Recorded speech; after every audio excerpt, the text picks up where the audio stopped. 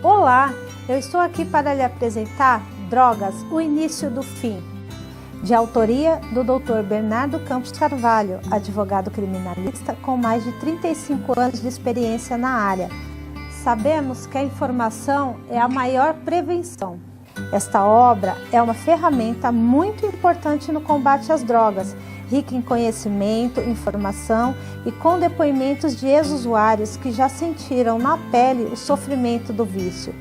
O livro tem por objetivo mostrar que há sempre uma saída. Basta querer e jamais perder a esperança. Adquira já Drogas, o início do fim, nas melhores livrarias. Invista em sua vida e na vida de alguém que você ama e que precisa de ajuda. Você só tem a ganhar. Vamos combater este mal. Juntos podemos salvar vidas, salvar famílias. Pense nisso.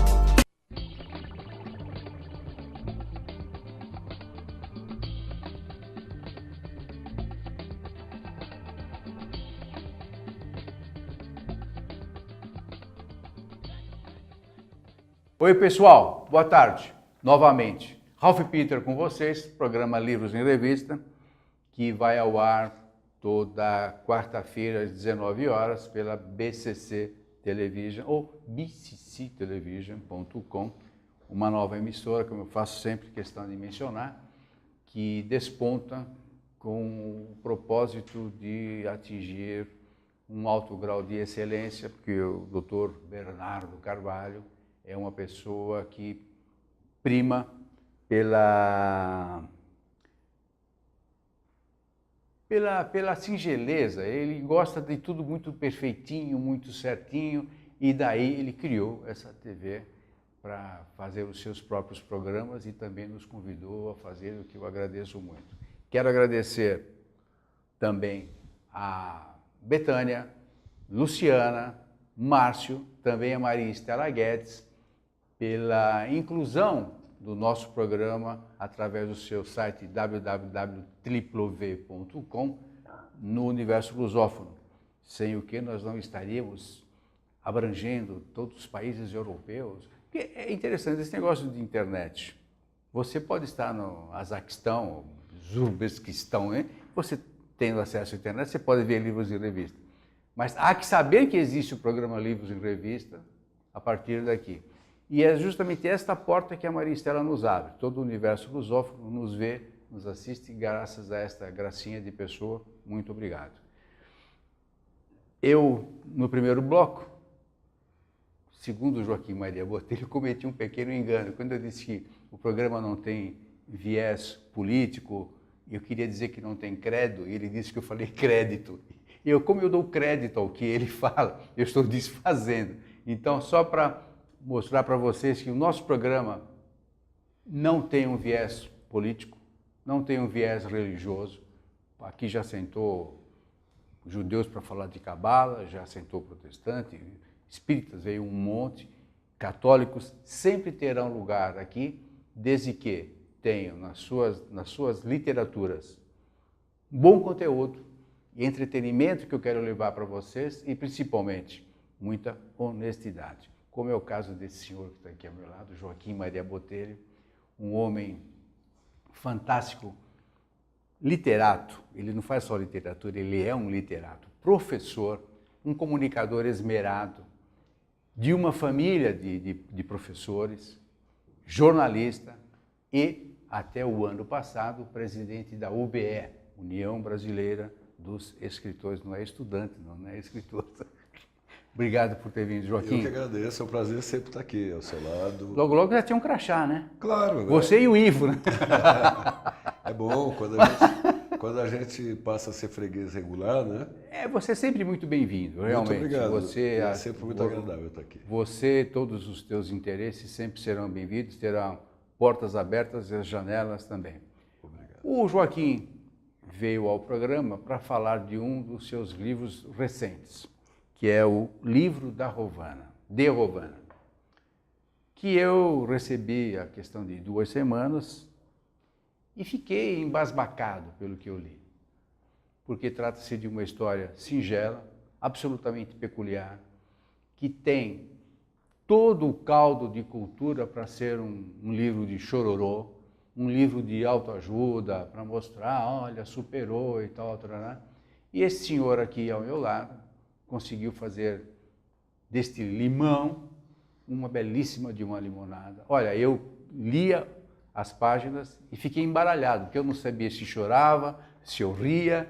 E de fato, você conseguiu, não, desculpe o corpo presente, você conseguiu, eu não vou dizer que você se superou, porque é insuperável, mas trouxe ao mundo uma literatura a partir de um fato real, existente, que emociona pela sensibilidade, pela leveza. Foi muito bacana, é muito bacana. E olha, pessoal, recomendo o Livro de Rovana, desse senhor aqui, Joaquim Maria Botelho. Muito obrigado por ter lançado, por ter tido essa ideia. Quanto tempo demorou para você escrever esse livro?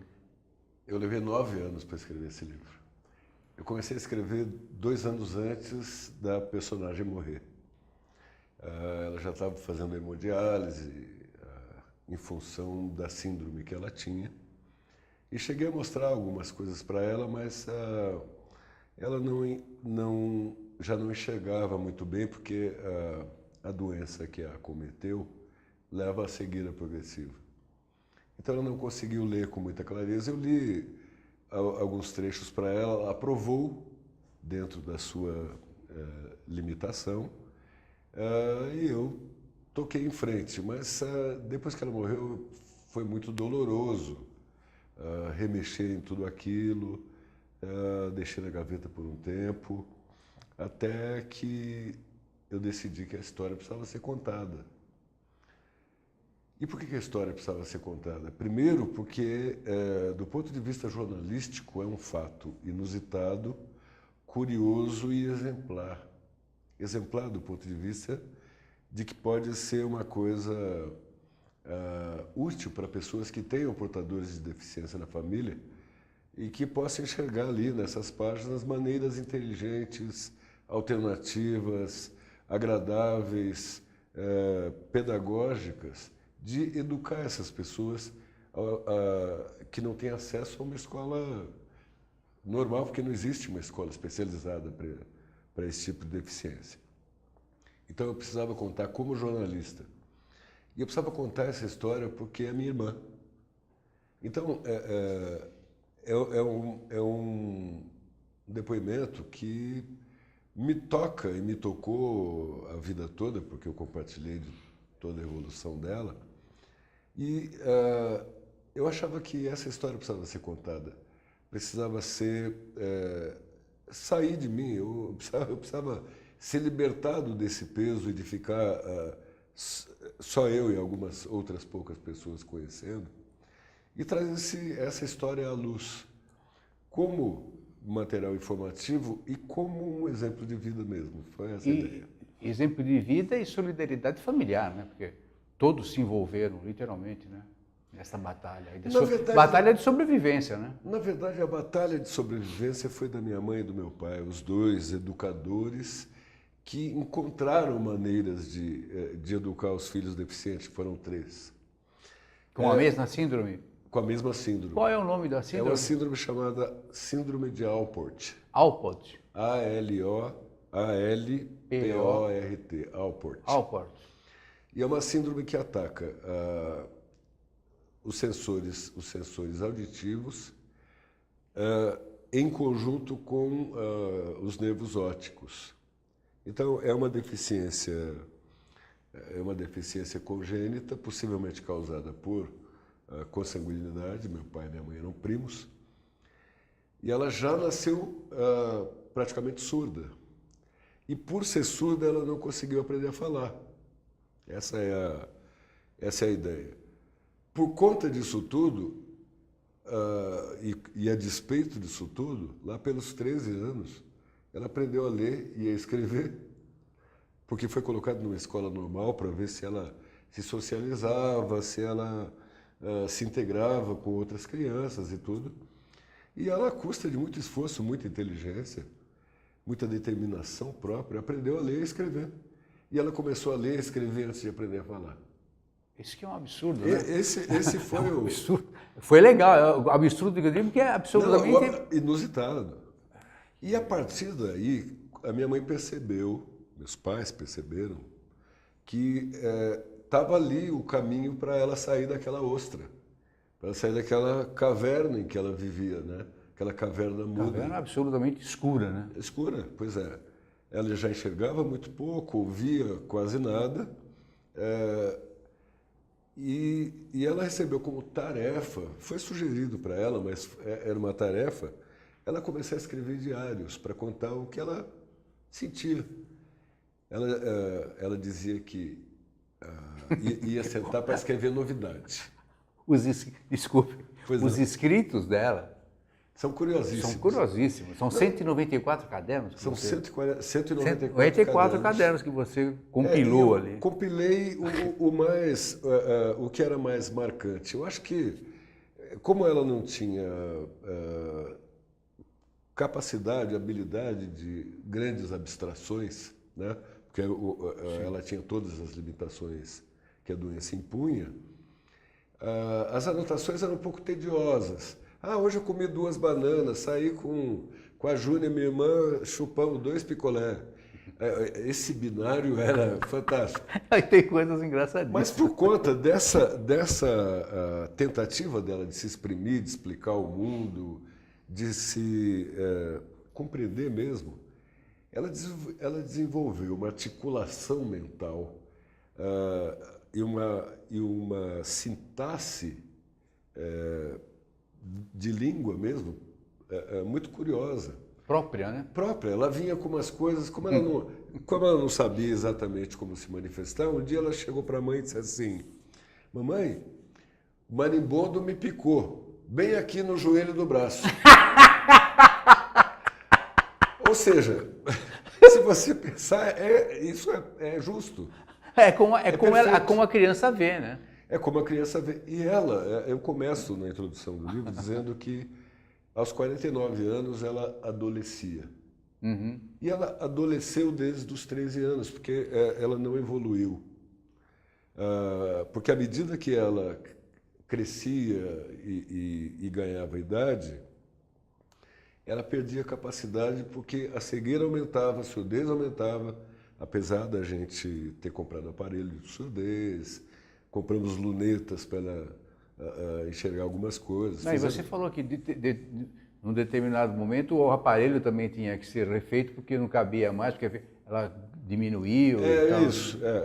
E também porque o primeiro contato dela com o aparelho de surdez foi muito confuso para ela, porque de repente veio um barulhão, uma explosão de sons misturados que ela enlouqueceu. Quer dizer, ela arrancou e jogou fora. E a minha irmã mais nova, que foi quem a vida inteira esteve mais próxima dela, é 6 anos mais nova do que ela, mas à medida que ela foi crescendo e a minha irmã Rovana estacionada, ela acabou virando mais velha. Então ela passou a ser meio que a mestre da irmã, entendeu? Pela proximidade. Pela proximidade, pela convivência diária e tudo. E a Júnia, a caçula, começou a convencê-la, usa só um pouquinho agora, depois você tira, usa mais um pouco. E ela acabou, com o tempo, se afeiçoando ao ouvir e começou a gostar. E música, ela gostava? Muito. Ela era extremamente apaixonada por Roberto Carlos. Bem-vindo ao clube. Não, aniversário dela, aniversário de de nascimento era assim. Ela fazia uma lista de presentes e eram presentes mirabolantes. Ela queria uma viagem para Londres, um apartamento em São Paulo, ela queria ser atriz um iate em de Mônaco. novela. Não chegava a isso, mas ela tinha uns sonhos assim de grandeza, Sim. que eram sonhos de uma certa maneira originados do hábito de ver TV. Ela exercitou o romantismo, tudo vendo muita televisão. E brigava com meu pai, porque meu pai queria insistir que ela visse a TV Cultura, os programas mais qualificados. E ela adorava Silvio Santos, ela queria... Ela falava o meu amigo Silvio Santos. Silvio Santos. Meu amor Silvio Santos. O melhor, e ela falava o melhor apresentador do Brasil. Sim, ela era superlativa, tudo era o máximo. Ela, por exemplo, tinha uma autoestima formidável, o que foi um achado dos meus pais, de estimular essa autoestima para ela se sentir uma pessoa bem-vinda no mundo, qualificada e tudo. Então, quando alguém falava assim, Romana, seu cabelo está feio hoje, ela falava assim, mas eu sou habilidosa, caprichosa, carinhosa, meiga, inteligente. Não preciso de cabelo bonito. Você é atriz, vou morar em São Paulo, vou viajar pelo mundo inteiro, era assim. Então ela tinha um mecanismo de autoestima que era uma defesa também, né? Era uma defesa, mas só dela. Só dela. Ela meio que se projetava ambições de maneira que ela mesma se forçasse a evoluir. Acho que era uma estratégia mental. Sim. Agora, quando se fala em superação, e você começou a pergunta com essa questão de sobrevivência, superação, no nosso caso dos irmãos não houve nada disso. Nós éramos irmãos iguais. A gente brigava, a gente pregava a peça um no outro. Tanto que ela falava, né? Como é que ela falava? O fulano me bateu. Não, fulano me tapou, quer dizer, me deu um tapa. Tinha uns negócios desses. Não, isso eu acho legal. Ou seja, o tratamento igual. Totalmente. Isso eu achei legal. Não tem essa de, coitadinha e tal, não. Nunca. Tem que chutar, chuta. Os pais... Tenho lá, perdão, tem uma cena que ele me agarrou pelo pescoço. Os meninos, né? Porque menino é menino, né? Não tem jeito. Pois é. Vai e agarra pelo pescoço, chuta, joga, e ela estava lá naquele meio. Eu acho que isso faz uma têmpera interessante de sobrevivência, né? Eu acho que isso foi uma coisa muito importante dos pais. Essa é uma alternativa pedagógica que eu trato no livro, que acho que é muito importante mesmo. É tratar com igualdade os desiguais, mesmo que seja desigual. É Rui Barbosa isso, né? Você tem que tratar com desigualdade os desiguais, mas num espaço que seja que permita a igualdade de atitudes, né? Eu me lembro, eu garoto, eu devia ter 13 anos por aí, e um dia eu estava andando com meu pai e meu irmão, um pouco mais novo, que também tinha síndrome, aprontou uma bobagem qualquer. Coisa de criança. Fez lá uma travessura e meu pai deu uma reprimenda leve. E eu falei, poxa pai, se eu fizesse uma coisa dessa, o senhor ia me puxar a orelha e ia brigar comigo, né? Com ele isso foi bem... Maneiro, suave. Meu pai olhou para mim e falou assim, meu filho, para quem pode mais, a gente exige mais. E eu demorei ainda algum tempo depois disso para entender lição, né? a lição. E era isso mesmo. Quer dizer, ele não podia exigir do meu irmão a mesma coisa que ele exigia de mim, que tinha todas as características normais. Eu ouvia bem, via bem. Agora, só era um bem-aventurado, vamos dizer assim. Eu me considero um bem-aventurado até em função da família que eu tive, principalmente. Claro. Em função da família. Fala uma coisa, você naturalmente deve ter pesquisado sobre essa síndrome Alport, que eu nunca havia ouvido. Sim. Segundo no teu livro, de cada 10 mil, nascem 2. Na verdade, a média mundial é de um caso a cada 10 mil. Um caso a cada 10 mil. não é tão rara assim. O problema é que ela demorou para ser identificada, porque ela foi identificada na década de 30 como uma doença oftalmológica. E levou décadas sendo tratada ou acompanhada clinicamente como uma doença oftalmológica, até que, por volta de 58, 60, se descobriu que tinha uma associação com a disfunção renal. Só que isso ainda levou vários anos para ser efetivamente diagnosticado. E quando foi diagnosticado, chegou-se à conclusão de que, junto com a cegueira progressiva e com a surdez progressiva, havia uma falência renal. O nefro e não neurológico? Não é neurológica, não, é uma doença do colágeno. É uma disfunção do colágeno que acaba contaminando toda a rede que compõe essa... E naturalmente você deve ter se comunicado com outras famílias, ou, não sei se tem uma rede social, grupos de alporte e tal, não existe. Deve existir, com certeza deve existir. Eu não me preocupei em procurar outros depoimentos, porque eu quis centrar no livro dela. O livro é dela. Claro. Chama-se Livro de Rovana porque eu queria que fosse o livro que ela poderia ter escrito. Né? O que eu queria chegar é o seguinte, porque eu só queria estabelecer se ela foi um ponto fora da curva, em termos de inteligência, que você falou, que ela era muito inteligente, já visto que superou uma boa parte do tempo. E se as outras pessoas que sofrem deste mal, mais 2 irmãos, se qualificaram para escrever e ler e escrever antes de começar a falar, ou se ela realmente foi algo extra, fora do comum. Bom, 2 coisas. Primeiro, eu pesquisei literatura, pesquisei internet, vi livros sobre a síndrome de Alport, conheci casos, não fui pesquisar, não fui diretamente, não entrevistei essas pessoas, mas estudei a doença. E na segunda parte da sua pergunta, a Rovana sim era um ponto fora da curva dentro dos 3 irmãos que foram acometidos, por algumas razões. Primeiro, que a doença se manifesta mais brandamente em mulheres. Até isso essas mulheres têm. Pois é, até nisso elas têm sorte. Segundo, ela era efetivamente muito inteligente.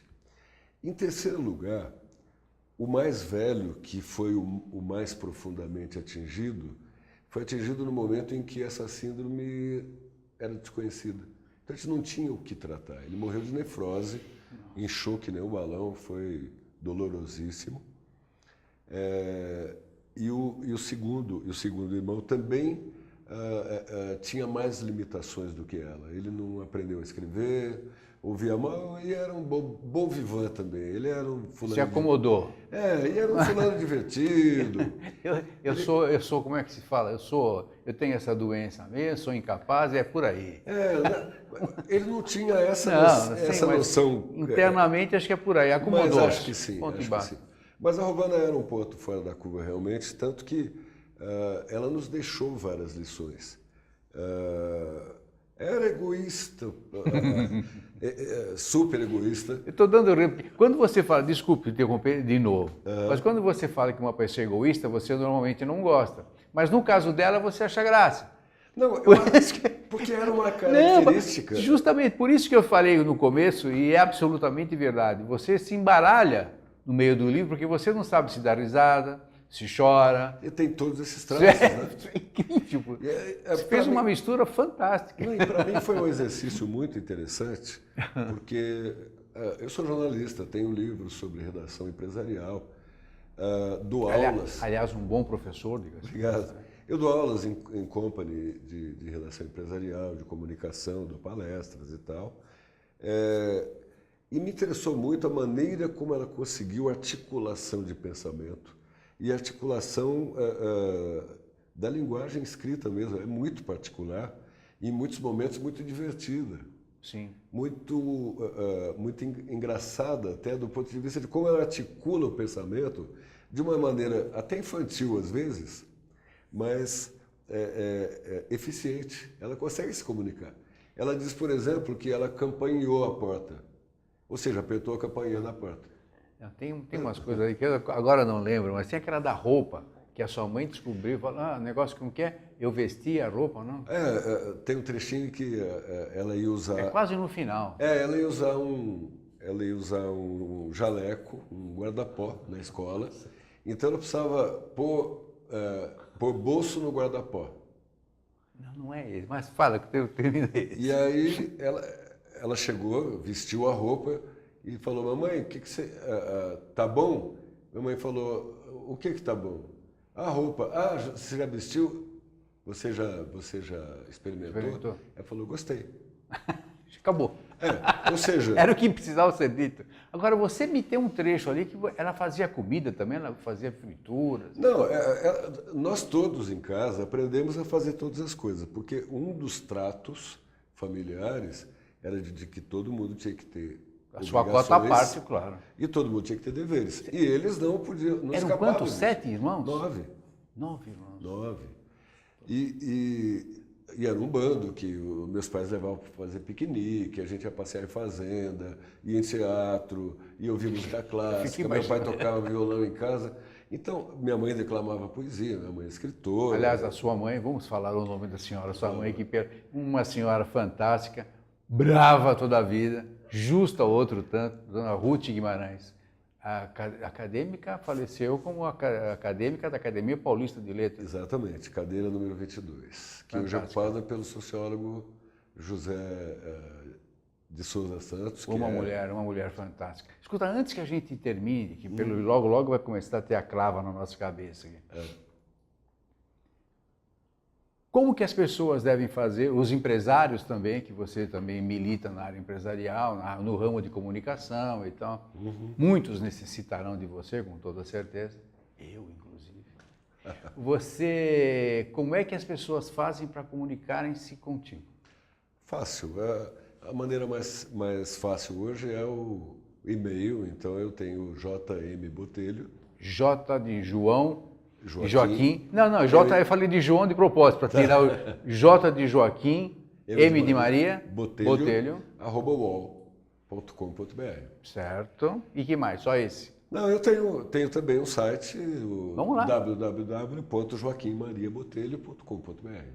Perfeito. Simplesmente. E nesse site, o que as pessoas encontram, além dos seus livros, naturalmente? Encontram conteúdo programático resumido dos cursos que eu costumo dar de redação, vários textos meus, reportagens que eu fiz, livros que eu escrevi.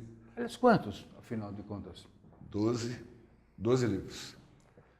São alguns livros 12? técnicos. São alguns livros técnicos, alguns livros de contos, 2 romances e livros de crítica literária. Eu tenho livros específicos de crítica literária, uma vez que eu me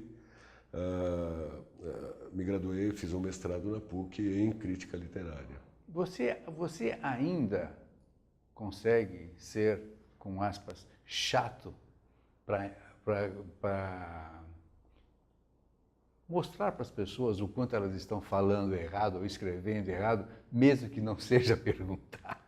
Isso te machuca, machuca às vezes para mim. Eu faço umas brincadeiras, inclusive nos meus cursos, para que eu indique erros com graça, com um toque de humor, para não ficar chato, para não ficar pegando no pé. Encebado. E eu observo muito erro por aí que, imagina, as pessoas estão falando impeachment.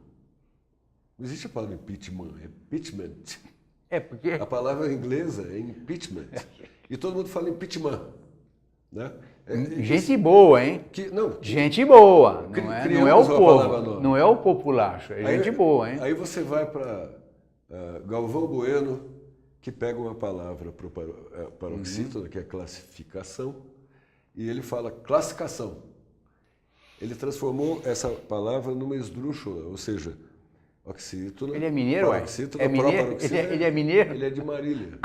Eu sei. Ele não é mineiro? Não, pois é, mas fala classificação. Mineiro que corta as palavras, senhor. Então, mas ele desloca e muita gente fala isso. Olha, eu vejo na CBN, por exemplo, as nuvens no céu. Sim, isso é uma redundância.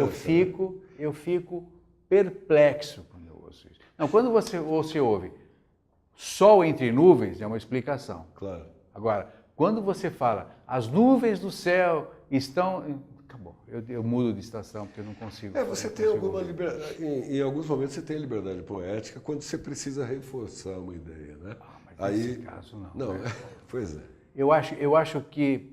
Acho não, eu tenho certeza que o comunicador pode ter a liberdade que for, mas ele tem, acima de tudo, a obrigação de falar correto para ensinar o populacho, quem o está ouvindo.